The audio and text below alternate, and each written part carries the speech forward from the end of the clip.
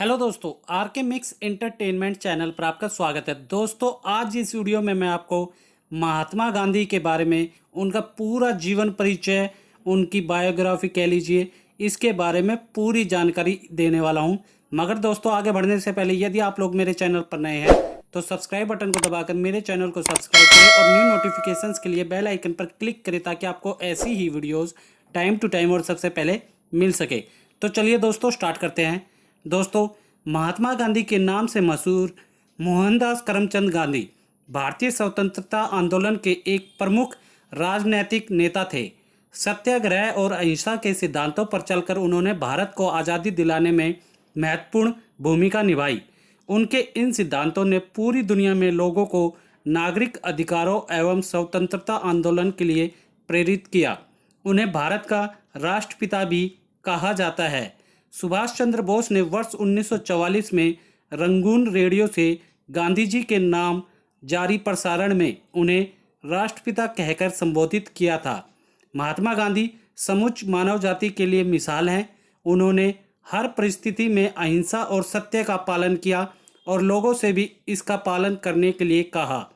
उन्होंने अपना जीवन सदाचार में गुजारा। वह सदैव परंपरागत भारतीय पोशाक, धोती व सूत से बनी शॉल पहनते थे। सदैव शाकाहारी भोजन खाने वाले इस महापुरुष ने आत्मशुद्धि के लिए कई बार लंबे उपवास भी रखे। सन 1915 में भारत वापस आने से पहले गांधी ने एक प्रवासी वकील के रूप में दक्षिण अफ्रीका में भारतीय समुदाय के लोगों के नागरिक अधिकारों के लिए संघर्ष किया। भारत आकर उन्होंने समुच्च देश का भ्रमण किया और किसानों, मजदूरों और श्रमिकों को भारी भूमि कर और भेदभाव के विरुद्ध संघर्ष करने के लिए एकजुट किया। सन 1921 में उन्होंने भारतीय राष्ट्रीय कांग्रेस की बागडोर संभाली और अपने कार्यों से देश के राजनीतिक, सामाजिक और आर्थिक परिदृश्य को प्रभावित किया। उन्होंने सन 1930 में नमक सत्याग्रह और इसके बाद 1942 में भारत छोड़ो आंदोलन से खासी प्रसिद्धि प्राप्त की। भारत के स्वतंत्रता संघर्ष के दौरान कई मौक़ों पर गांधी जी कई वर्षों तक जेल में भी रहे। दोस्तों, मोहनदास करमचंद गांधी का जन्म भारत में गुजरात के एक तटीय शहर पोरबंदर में 2 अक्टूबर सन 1869 को हुआ था। उनके पिता करमचंद गांधी ब्रिटिश राज के समय काठियावाड़ की एक छोटी सी रियासत के दीवान थे। मोहनदास की माता पुतलीबाई परनामी वैश्य समुदाय से ताल्लुक़ रखती थी और अत्यधिक धार्मिक प्रवृत्ति की थी, जिसका प्रभाव युवा मोहनदास पर पड़ा और इन्हीं मूल्यों ने आगे चलकर उनके जीवन में महत्वपूर्ण भूमिका निभाई। वह नियमित रूप से व्रत रखती थी और परिवार में किसी के बीमार पड़ने पर उसकी सेवा शुश्रूषा में दिन रात एक कर देती थी। इस प्रकार मोहनदास ने स्वाभाविक रूप से अहिंसा, शाकाहार, आत्मशुद्धि के लिए व्रत और विभिन्न धर्मों और पंथों को मानने वालों के लिए परस्पर सहिष्णुता को अपनाया। सन 1883 में 13.5 साल की उम्र में ही उनका विवाह 14 साल की कस्तूरबा से करा दिया गया। जब मोहनदास 15 वर्ष के थे तब उनकी पहली संतान ने जन्म लिया, लेकिन वह केवल कुछ दिन ही जीवित रही। उनके पिता करमचंद गांधी भी इसी साल चल बसे। बाद में मोहनदास और कस्तूरबा के 4 संतान हुई: हरिलाल गांधी, मणिलाल गांधी, रामदास गांधी और देवदास गांधी। उनकी मिडिल स्कूल की शिक्षा पोरबंदर में और हाई स्कूल की शिक्षा राजकोट में हुई। शैक्षणिक स्तर पर मोहनदास एक औसत छात्र ही थे। सन 1887 में उन्होंने मैट्रिक की परीक्षा अहमदाबाद से उत्तीर्ण की। इसके बाद मोहनदास ने भावनगर के श्यामलाल दास कॉलेज में दाखिला लिया, पर खराब स्वास्थ्य और गृह वियोग के कारण वह अप्रसन्न ही रहे और कॉलेज छोड़कर पोरबंदर वापस चले गए। दोस्तों, मोहनदास अपने परिवार में सबसे ज़्यादा पढ़े लिखे थे, इसलिए उनके परिवार वाले ऐसा मानते थे कि वह अपने पिता और चाचा का उत्तराधिकारी बन सकते हैं। उनके एक पारिवारिक मित्र मावजी देवे ने ऐसी सलाह दी कि एक बार मोहनदास लंदन से बैरिस्टर बन जाएं तो उनको आसानी से दीवान की पदवी मिल सकती थी। उनकी माता पुतलीबाई और परिवार के अन्य सदस्यों ने उनके विदेश जाने के विचार का विरोध किया, पर मोहनदास के आश्वासन पर वो राजी हो गए। वर्ष 1888 में मोहनदास यूनिवर्सिटी कॉलेज लंदन में कानून की पढ़ाई करने और बैरिस्टर बनने के लिए इंग्लैंड चले गए। अपने मां को दिए गए वचन के अनुसार ही उन्होंने लंदन में अपना वक्त गुजारा।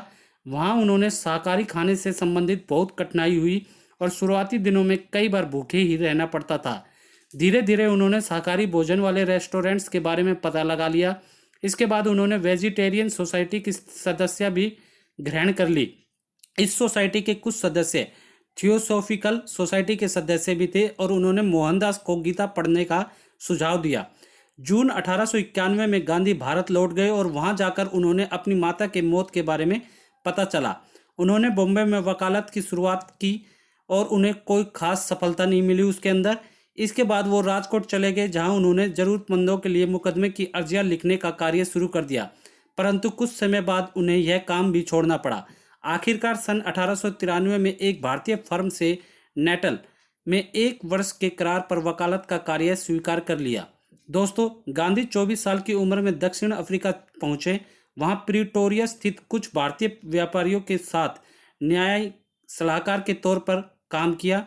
उन्होंने अपने जीवन के 21 साल दक्षिण अफ्रीका में बिताए, जहां उनके राजनीतिक विचार और नेतृत्व कौशल का विकास हुआ।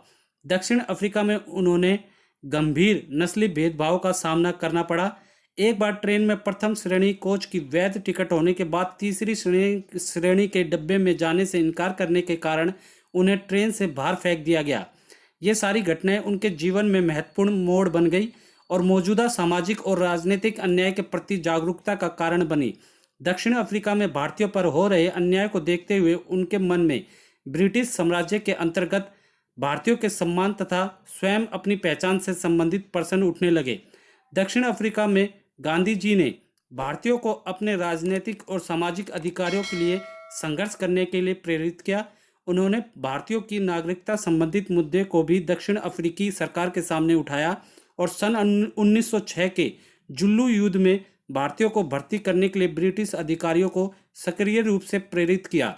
गांधी के अनुसार अपनी नागरिकता के दावों को कानूनी जामा पहनाने के लिए भारतीयों को ब्रिटिश युद्ध प्रयासों में सहयोग देना चाहिए।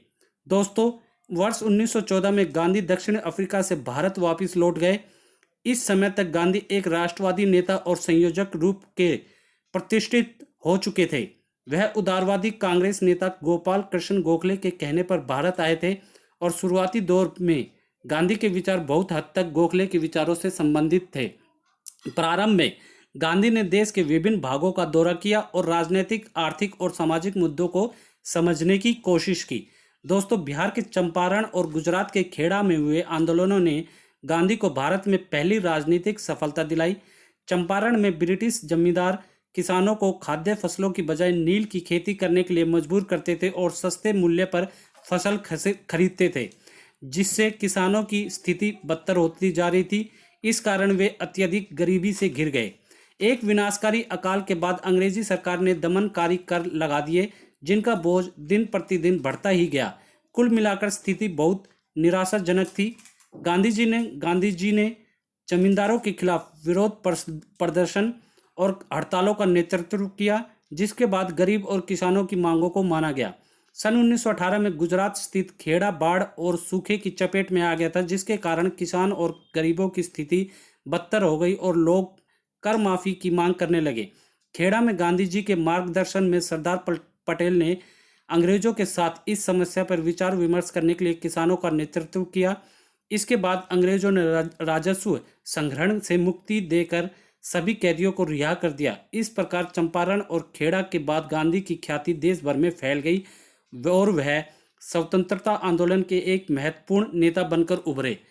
दोस्तों, उसके बाद खिलाफत आंदोलन, कांग्रेस के अंदर और मुस्लिमों के बीच अपनी लोकप्रियता बढ़ाने का मौका गांधी जी को खिलाफत आंदोलन के जरिए मिला।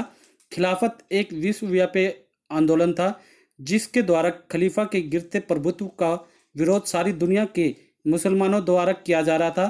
प्रथम विश्व युद्ध में पराजित होने के बाद ओटोमन साम्राज्य विखंडित कर दिया गया था, जिसके कारण मुसलमानों को अपने धर्म और धार्मिक स्थलों के सुरक्षा को लेकर चिंता बनी हुई थी। भारत में खिलाफत का नेतृत्व ऑल इंडिया मुस्लिम कॉन्फ्रेंस द्वारा किया जा रहा था। धीरे धीरे गांधी इसके प्रमुख प्रवक्ता बन गए। भारतीय मुसलमानों के साथ एकजुटता व्यक्त करने के लिए उन्होंने अंग्रेजों द्वारा दिए गए सम्मान और मेडल वापस कर दिए। इसके बाद गांधी ने सिर्फ कांग्रेस बल्कि देश के एकमात्र ऐसे नेता बन गए जिसका प्रभाव विभिन्न समुदाय के लोगों पर था। उसके बाद असहयोग आंदोलन हुआ दोस्तों। गांधी जी का मानना था कि भारत में अंग्रेजी हुकूमत भारतीयों के सहयोग से ही संभव हो पाई थी और अगर हम सब मिलकर अंग्रेजों के खिलाफ हर बात पर असहयोग करें तो आज़ादी संभव है। गांधी जी की बढ़ती लोकप्रियता ने उन्हें कांग्रेस का सबसे बड़ा नेता बना दिया था और अब वह स्थिति में थे कि अंग्रेजों के विरुद्ध असहयोग, अहिंसा और शांतिपूर्ण प्रतिकार जैसे अस्त्रों का प्रयोग कर सकें। इस बीच जलियांवाला नरसंहार ने देश को भारी आघात पहुंचाया, जिससे जनता में क्रोध और हिंसा की ज्वाला भड़क उठी थी। गांधी जी ने स्वदेशी नीति का आह्वान किया, जिसमें विदेशी वस्तुओं विशेषकर अंग्रेजी वस्तुओं का बहिष्कार करना था। उनका कहना था कि सभी भारतीय अंग्रेजों द्वारा बनाए गए वस्त्रों की अपेक्षा हमारे अपने लोगों द्वारा हाथ से बनाई गई खादी पहने। उन्होंने पुरुषों और महिलाओं को प्रतिदिन सूत काटने के लिए कहा। इसके अलावा महात्मा गांधी ने ब्रिटेन की शैक्षिक संस्थाओं और अदालतों का बहिष्कार, सरकारी नौकरियों को छोड़ने तथा अंग्रेजी सरकार से मिले तमगों और सम्मान को वापस लौटाने का भी अनुरोध किया। असहयोग आंदोलन को अपार सफलता मिल रही थी, जिससे समाज के सभी वर्गों में जोश और भागीदारी बढ़ गई। लेकिन फरवरी 1922 में इसका अंत चोरा चोरी कांड के साथ हो गया। इस हिंसक घटना के बाद गांधी जी ने असहयोग आंदोलन को वापस ले लिया। उन्हें गिरफ्तार कर राजद्रोह का मुकदमा चलाया गया, जिसमें उन्हें 6 साल कैद की सजा सुनाई गई। खराब स्वास्थ्य के चलते उन्हें फरवरी 1924 में सरकार ने रिहा कर दिया। दोस्तों, उसके बाद हमारा आता है स्वराज और नमक सत्याग्रह। असहयोग आंदोलन के दौरान गिरफ्तारी के बाद गांधी जी फरवरी 1924 में रिहा हुए और सन 1928 तक सक्रिय राजनीति से दूर ही रहे। इस दौरान वह स्वराज पार्टी और कांग्रेस के बीच मनमुटाव को कम करने में लगे रहे और इसके अतिरिक्त अस्पृश्यता, शराब, अज्ञानता और गरीबी के खिलाफ भी लड़ते रहे। दोस्तों, इसके बाद लॉर्ड इरविन के प्रतिनिधित्व वाली सरकार ने गांधी जी के साथ विचार विमर्श करने का निर्णय लिया, जिसके फलस्वरूप गांधी इरविन संधि पर मार्च 1931 में हस्ताक्षर हुए। गांधी इरविन संधि के तहत ब्रिटिश सरकार ने सभी राजनीतिक कैदियों को रिहा करने के लिए सहमति दे दी। 1934 में गांधी ने कांग्रेस की सदस्यता से इस्तीफा दे दिया। उन्होंने राजनीतिक गतिविधियों के स्थान पर अब रचनात्मक कार्यक्रमों के माध्यम से सबसे निचले स्तर से राष्ट्र के निर्माण पर अपना ध्यान लगाया। उन्होंने ग्रामीण भारत को शिक्षित करने, छुआछूत के खिलाफ आंदोलन जारी रखने, कताई बुनाई और अन्य कुटीर आंदोलनों को, उद्योगों को बढ़ावा देने और लोगों की आवश्यकताओं के अनुकूल शिक्षा प्रणाली बनाने का काम शुरू किया। उसके बाद हरिजन आंदोलन। दलित नेता बी.आर. अम्बेडकर की कोशिशों के परिणाम स्वरूप अंग्रेज सरकार ने अछूतों के लिए एक नए संविधान के अंतर्गत पृथक निर्वाचन मंजूर कर दिया था। येरवड़ा जेल में बंद गांधी जी ने इसके विरोध में सितंबर 1932 में 6 दिन का उपवास किया और सरकार को एक समान व्यवस्था अपनाने पर मजबूर किया। दोस्तों, द्वितीय विश्व युद्ध और भारत छोड़ो आंदोलन। दोस्तों, द्वितीय विश्व युद्ध के आरंभ में गांधी जी अंग्रेजों को अहिंसात्मक नैतिक देने के पक्षधर थे, परंतु कांग्रेस के बहुत से नेता इस बात से नाखुश थे कि जनता के प्रतिनिधियों के परामर्श लिए बिना ही सरकार ने देश को युद्ध में झोंक दिया। गांधी ने घोषणा की कि एक तरफ भारत को आज़ादी देने से इनकार किया जा रहा था और दूसरी तरफ लोकतांत्रिक शक्तियों की जीत के लिए भारत को युद्ध में शामिल किया जा रहा था। जैसे जैसे युद्ध बढ़ता गया, गांधी जी और कांग्रेस ने भारत छोड़ो आंदोलन की मांग को तेरुक कर दिया। दोस्तों, भारत छोड़ो स्वतंत्रता आंदोलन के संघर्ष का सर्वाधिक शक्तिशाली आंदोलन बन गया, जिसमें व्यापक हिंसा और गिरफ्तारी हुई। दोस्तों, जैसा कि सबको अनुमान था, अंग्रेजी सरकार ने गांधी जी और कांग्रेस कार्यकारिणी समिति के सभी सदस्यों को मुंबई में 9 अगस्त 1942 को गिरफ्तार कर लिया और गांधी जी को पुणे के आगा खां महल में ले जाया गया, जहां उन्हें 2 साल तक बंदी बनाकर रखा गया। इस दौरान उनकी पत्नी कस्तूरबा गांधी का देहांत 22 फरवरी 1944 को हो गया और कुछ समय बाद गांधी जी भी मलेरिया से पीड़ित हो गए। दोस्तों, गांधी जी ने भारत छोड़ो आंदोलन समाप्त कर दिया और सरकार ने लगभग 1 लाख राजनीतिक कैदियों को रिहा कर दिया, जो कि 6 मई 1944 को किए गए। दोस्तों, जैसा कि पहले कहा जा चुका है कि द्वितीय विश्व युद्ध के समाप्त होते होते ब्रिटिश सरकार ने देश को आज़ाद करने का संकेत दे दिया था। भारत की आज़ादी के आंदोलन के साथ साथ जिन्ना के नेतृत्व में एक अलग मुसलमान बाहुल्य देश की भी मांग तीव्र हो गई थी और 40 के दशक में इन ताकतों ने एक अलग राज्य पाकिस्तान की मांग को वास्तविकता में बदल दिया था। गांधी जी को देश का बंटवारा नहीं चाहते थे, क्योंकि वह उनके धार्मिक एकता के सिद्धांत से बिल्कुल अलग था, पर ऐसा हो ना पाया और अंग्रेजों ने देश को दो टुकड़ों भारत और पाकिस्तान में विभाजित कर दिया। 30 जनवरी 1948 को राष्ट्रपिता महात्मा गांधी की दिल्ली के बिरला हाउस में शाम 5:17 पर हत्या कर दी गई। गांधी जी एक प्रार्थना सभा को संबोधित करने जा रहे थे जब उनके हत्यारे नाथूराम गोडसे ने उनके सीने में 3 गोलियां दाग दी। ऐसा माना जाता है कि हे राम उनके मुख से निकले अंतिम शब्द थे। नाथूराम गोडसे और उसके सहयोगी पर मुकदमा चलाया गया और 1949 में उन्हें मौत की सज़ा सुनाई गई। तो दोस्तों, उम्मीद करता हूँ इस वीडियो में मैंने आपको महात्मा गांधी से जुड़ी सारी जानकारी, छोटी बड़ी सारी जानकारी अच्छे से दे दी होगी। दोस्तों, वीडियो अच्छी लगी तो इसे लाइक करें, मैक्सिमम से मैक्सिमम हर जगह से शेयर करें ताकि सबको ये जानकारी मिल सके। और दोस्तों, कमेंट बॉक्स में आप लोगों को ये जानकारी कैसी लगी और महात्मा गांधी जी के बारे में आप क्या कहना चाहते हैं, कमेंट सेशन में लिख के हमें ज़रूर बताएं दोस्तों। और दोस्तों, इसी के साथ यदि आप लोग मेरे चैनल पर नए हैं तो सब्सक्राइब बटन को दबाकर मेरे चैनल को सब्सक्राइब करें और न्यू नोटिफिकेशंस के लिए बेल आइकन पर क्लिक करें ताकि आपको ऐसी ही वीडियोस टाइम टू टाइम और सबसे पहले मिल सके। धन्यवाद दोस्तों, जय हिंद।